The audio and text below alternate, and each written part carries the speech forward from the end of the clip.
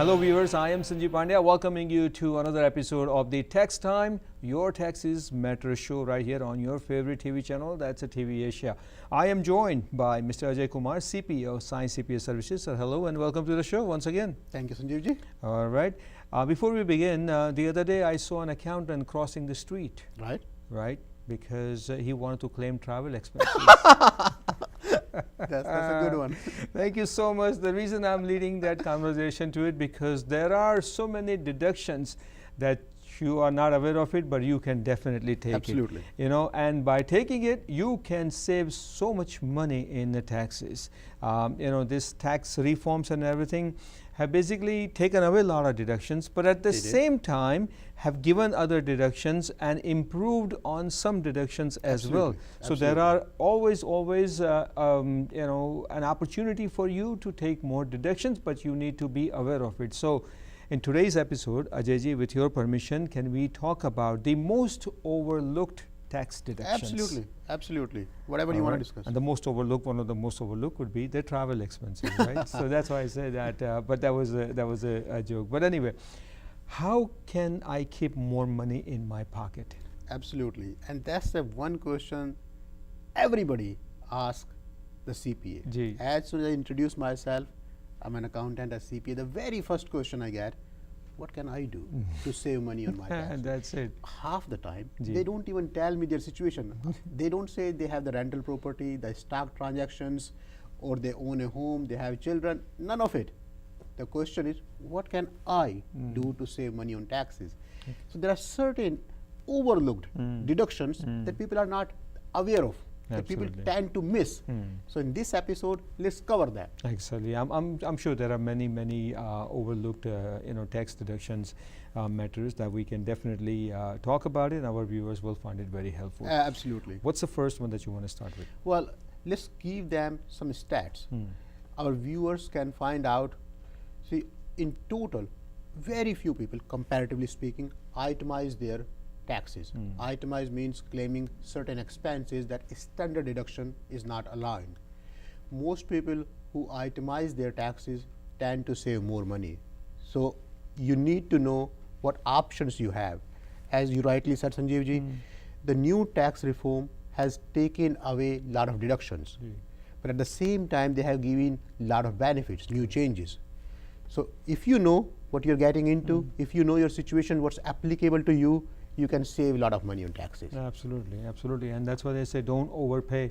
I think one of the lines mentions in the slide is that don't overpay taxes by overlooking tax deductions. Absolutely, that's the key here. Now, before we go any further, what's the most common tax deduction which is out there but many people are not aware of it? Well, let's look at dividend. A lot of people are not aware that even if you don't take the money out of your bank, the interest, the dividend is still taxable. A lot of people miss that 1099 INT, the document that the bank used to send, they don't send it anymore. You still have to pay taxes on that dividend that you earned but did not take out. The key is what a lot of people miss, the dividend is called the reinvested dividend, increases the cost basis, increases your capital base. So when you sell the stocks, you need to calculate the capital cost based on the reinvested dividend. Take an example. You invested $100 and you were getting $10 of dividend every year. After 3 years, you sold the stock for $150. So your gain is not 50. You bought it for 100, you sold it for 150 after 3 years. So your long-term capital gain is not 50. Why not? Because the $10 dividend that you are getting every year, you are paying tax on it. Your cost basis is 130 now.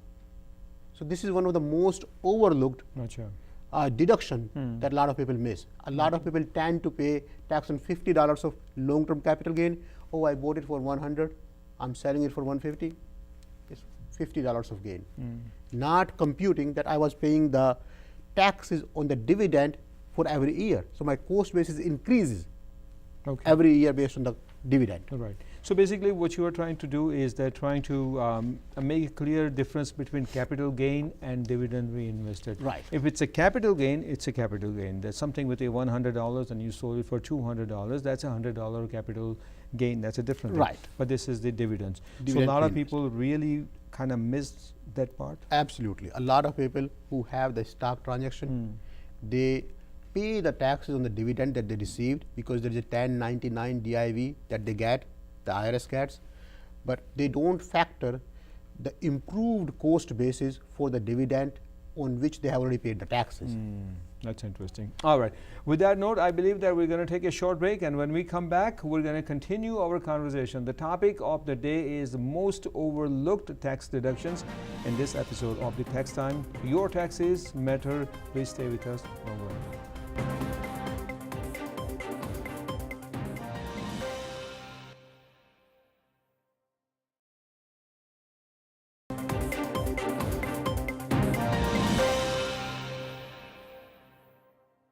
Welcome back to the second segment of this week's episode, Tax Time, Your Taxes Matter, with Ajay Kumar, CPA of Sai CPA Services. And Ajay ji, break से पहले हमने जो बात करनी शुरू करी थी, most overlooked tax deductions. Absolutely. All right, gambling gains are definitely, you must report it because you can't hide it. What about gambling losses? Gambling losses are deductible. A lot of people are not aware of it. So what happens, as soon as somebody wins more than $600 in a casino, the casino issues 1099 document that's sent to the IRS, that's sent to the state, and that's sent to the individual. A lot of times people are not aware of it. They say, I put in more than $600 anyway. So what if I won $600? And they don't report it. So the gambling income is taxable, but you have the right to put in your receipt, to show the log that you have invested more than $600. You can't claim the net loss. Your gambling losses are only allowed to the extent of gambling income. The max you are allowed to claim is what you earned. Okay. But if you don't report the losses, the investment in this case, Then you have to pay then tax the on that. taxable income Correct. is what you got. Absolutely. So now, in order to claim loss on a gambling, you must have receipt that on so and so date you went to the casino, the gas receipt, toll receipts, those kind of receipts. That's all allowed. Correct. But in these days, it's all electronically done. A lot of casinos will give you an electronic transaction receipt at the end of the year. This is when you came. This is what you bought the tickets for. This is what you did. So it's an all electronic receipt that you can request from the casino Oh, I see. at the end of the year. All right. So up to let's say less than $600, you don't have to pay tax. Well, you should pay tax on any earnings that you have. Okay. If it's less than $600, the casino is not required to report it to IRS. Correct. Okay. So then, if casino doesn't report it, then You don't should have to still worry. report it. You should still report it. Yes. Okay. All right. So let's move on to the next one. In last week's episode, which was one of the most watched episodes, and I think our viewers really enjoyed all the information that you shared with us, donations and charitable contributions. Absolutely. Now we're coming back to that point only in this episode. Also, are the out of expenses for charity work deductible? Well, as we discussed last week, the time value is not deductible. If you work for somebody, for a charity for 2 hours, you can't say my hourly rate is $25, so I have $50 of indirect contribution. That's not deductible. But going there to work is deductible. If you had to say pay tolls, you had to travel over there. The charity travel standard mileage rate is 14 cents a mile. So you don't even have to keep the receipt. You can say I live here, this is what I did over there, and the distance is 50 miles. Okay. So you can easily claim the standard mileage rate, the other out-of-pocket expense, but it must be out of pocket. Time is not allowed to be Time paid. is not allowed. Okay. Thank you for making that clear. Now, what about state income tax refund? That's a great thing. Very good question, Sanjeev.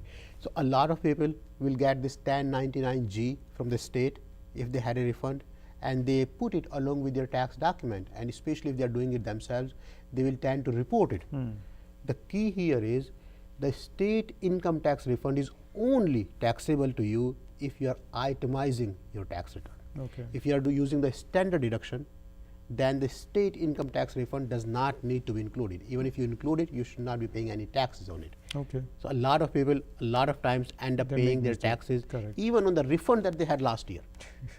Unknowingly. Yeah, unknowingly, Absolutely unknowingly, and that's why that you need to be aware of all these changes for your benefit, and who knows, maybe you can save lots of money that you owe to IRS. Now, next couple of items are going to be very important. Absolutely. Earned income tax credit. Right. First of all, many people don't even understand what exactly earned income tax credit is. Earned income tax credit, or EITC, is meant for people who don't have enough earned income. Their earnings are not enough to support the family. So IRS has certain rules depending on how many dependents you have, depending on which area you live, depending on IRS stat table, how much IRS feels that you need to survive. And if you are making less money than as per the IRS table, then IRS gives you some money. And this could be as low as $500, $519 Okay. to be exact, or it could be as low as $6,400. Wow. 6431.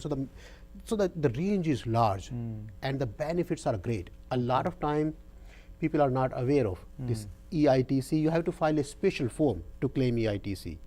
A lot of time the small earners are the ones who are allowed to get it, and who are the ones they end up using some online system. They can't go to a proper competent accountant because they don't have enough money. And that's why EITC is one of the most overlooked tax deduction. It's meant for the poor people. Correct. And poor people are the ones who are not using the good accountant. They can't afford to use the competent Because they want to accountant. save money, and they go to any Joe Schmo, next door, Exactly. and go to that Or person. they go save to the money. online system, Yes. and they end up missing EITC. Correct. which Or could- even if they see it, they don't understand exactly what that is. not and their then, field. and they have no idea that government can actually give you money. Absolutely. Government Alright. gives money all the time. Billions of dollars are So given this out. basically you find in low income neighborhoods area in certain cities like that. It doesn't have to be the low income neighborhood area. A lot of times people used to do very well, and 1 year Oh, I see. they lost the job, Yeah. and they did not have enough earning. Oh, So it could okay. be any situation. It's not dependent on the area or the region. It depends on how many dependents you have to feed, what are your regular expenses, and how much money you made in that year. Okay, good point. And I think we should definitely let viewers know that keep an eye on this earned income tax credit, get as much information possible, and make sure that if you qualify for that, then make sure that you take advantage of that. Student loan. Right. Student loan is obviously very difficult, and a student loan is like a heavy burden on the students, right? Right. Sometimes parents help them out with Right. student loan. First they want them to get student loan, then parents sometimes help them out. Student loan paid by mom and dad, or the interest on the student loan Right. paid by mom and dad, is it tax deductible? That's a great question. Yes, it is. So when the parents are paying the student loan for the child, the way the government looks at it, the parents paid the money to the child, and the child in turn paid money to the person who gave the loan away. Ji. So the student loan interest is still deductible for the child, even if the parents are helping in returning the loan. A lot of times it's overlooked. Hey, I'm not paying the loan, my dad is paying the loan, so I don't have the right to claim it. Okay. Yes, you still do. All right. So quickly before the break, let's just go over to a couple of more. Child and dependent care tax credit. A lot of times when the employer is paying the dependent care, spending money on the dependent care in their office, in their premise, or indirectly, then you don't really know how much money was spent on your behalf. And a lot of time people don't claim it. I did not pay it, so I don't have the right to claim it. But you still do. Because when the employer is spending money on your behalf, they're reporting it on your W-2. In box number 10 on the W-2, the employer will put in the number, the amount of money they paid, and it's taxable to you. So if you don't report it, you pay extra tax on the box number 10. So even if the employer is providing the child and dependent care support, if they are paying it directly to the provider, you still have the right to claim it. Okay, interesting. Education credit, quickly. So education credit is very important. And this year, under the new tax reform bill, they have improved the education credit. So you can claim the American Opportunity Tax Credit. It's called the AOTC. If you are going to any accredited university, going through your undergrad, or you have passed undergrad and you are trying to improve your job skills, you have the right to claim the education credit on your tax return. Okay, very well. And of course, these are the things mentioned in the slides also that you can see it on the screen. With that note, we're going to take a break. We'll be right back after this message.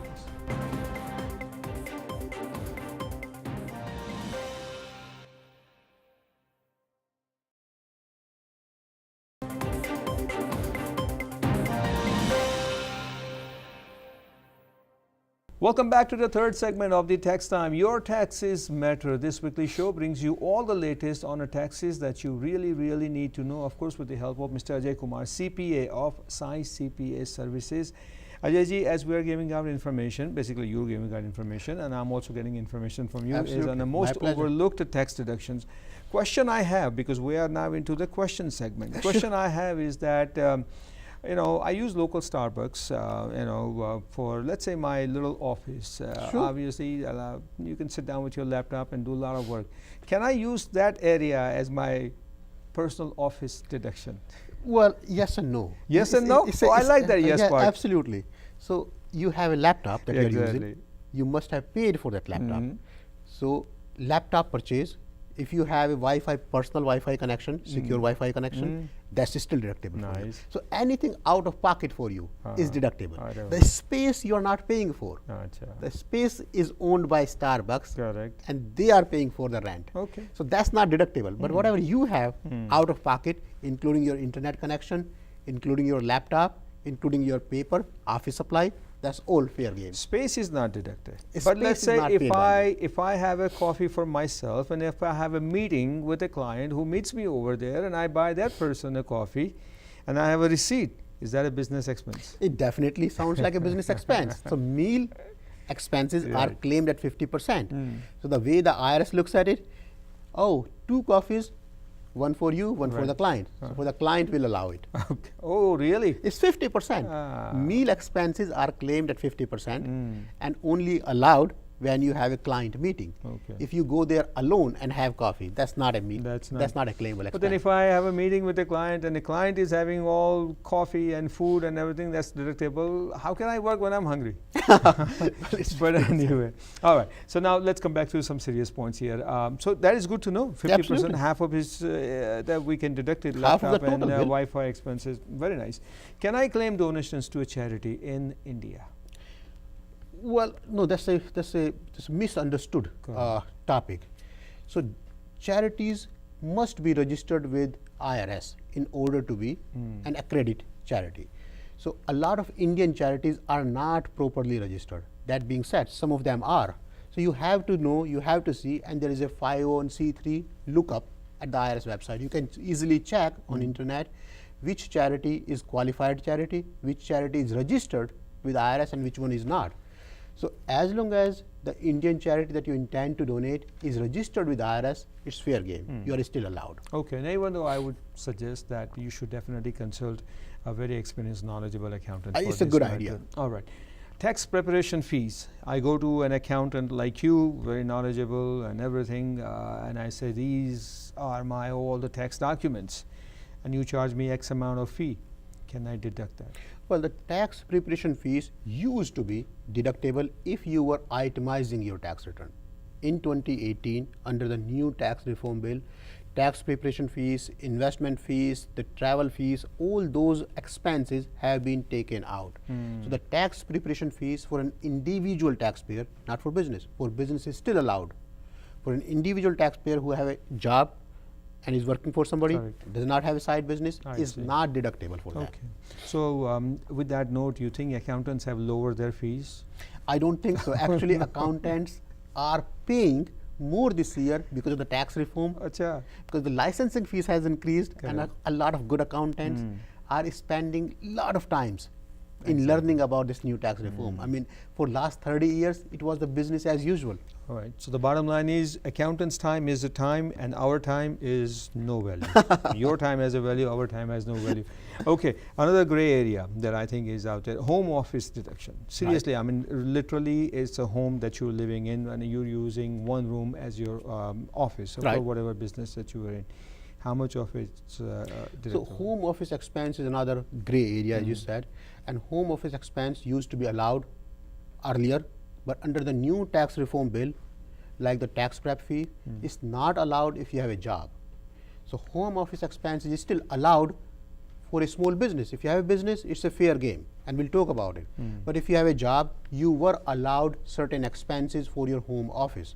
Going forward, home office expenses are not allowed for individual taxpayers. Oh, really? If you have a small business, then we can see how big is your home. If your home is 2,000 square feet and your office area is 200 square feet, then I can see 10% of the total utility bill, 10% of your gas, electricity Okay. is allowed. Really? 50% of your phone I can take, That's some for the personal use, some for the business use. Okay. So if you have a small business, home office expenses are still allowed to a certain extent, but for individual taxpayer who have a job, home office expenses are not allowed going forward. Interesting. Okay. The question I have is about, which I read it somewhere, airline baggage fees. Right? Is it tax deductible? Great question. Because nowadays many airlines are charging a really significant amount of baggage fees. Absolutely. So take a step back. So airline baggage fee is not allowed for individual taxpayers. For business people. For small businesses, it's part of the travel expense. You bought the ticket, you paid $100 for the ticket, you paid $20 for the baggage fee. $120 is the fair travel expense for a small business owner. Okay, but if I'm just flying on a business trip, right, for the company that I work for, and that whatever airline I take, I pay baggage fees, is it tax deductible for me because I paid for it, right? Company. Well, it depends.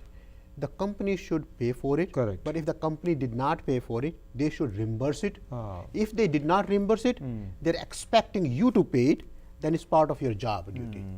So I if the company did not reimburse you, then you're out of luck. Okay. You cannot claim this money on your tax return against your other income, against your W-2 income. But if you have your own business, then it's good to know that it's tax deductible. Definitely, Okay. definitely. I think it all comes down to that it's better to have your own business, then you can take a lot of deductions. Well, IRS, the government wants to promote small businesses. Bilkul, When we absolutely. give a lot of incentives Yes. for the small businesses, some of these businesses are going to grow big. A lot of big businesses starts in their garage. So we have a lot of incentives. We want to promote people to start small businesses, to do something of their own. Absolutely. They come out of the unemployment workforce, the government looks good, they are not dependent on the government, and a lot of these businesses are going to be hiring other unemployed people. So there are good incentives to start a small business. Very good. Very well said. With that note, we come to an end of this week's episode. Tax Time, Your Taxes Matter. Ajay ji, you mentioned about small businesses and how there are so many advantages in small businesses. As far as personal tax returns, there are some deductions out there that many people are not aware of it. They Right. can take advantage of that. When you put both of these together, what you come down to is to have understanding and the planning of taxes. Absolutely. With your permission, can we talk about tax planning that everyone should be aware of it in next episode? That's wonderful. That's a great idea. Let's do that. All right. So next week, when we meet you at the same place, same time, we're going to bring you information on the tax planning for everybody. And this Tax Time, Your Taxes Matter show. Ajay ji, once again, thank you so much for your You're time. very Thank you for welcome. Thank being you. here. Thank you for all the Absolutely. information that you're sharing with us. And viewers, we'll see you next week. I'm Sanjeev Pandya, wishing you all happy and tax-free weekend.